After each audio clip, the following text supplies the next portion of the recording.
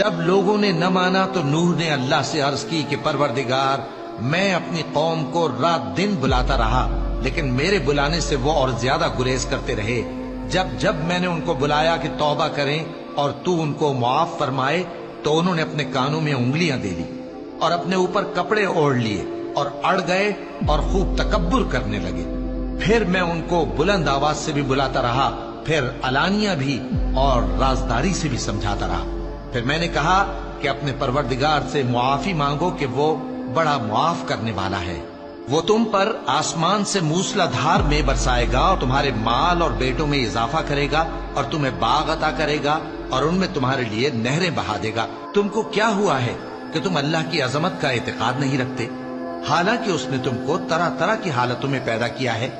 کیا تم نے نہیں دیکھا کہ اللہ نے 7 آسمان کیسے اوپر تلے بنائے ہیں اور چاند کو ان میں روشن بنایا ہے اور سورج کو چراغ بنا دیا ہے؟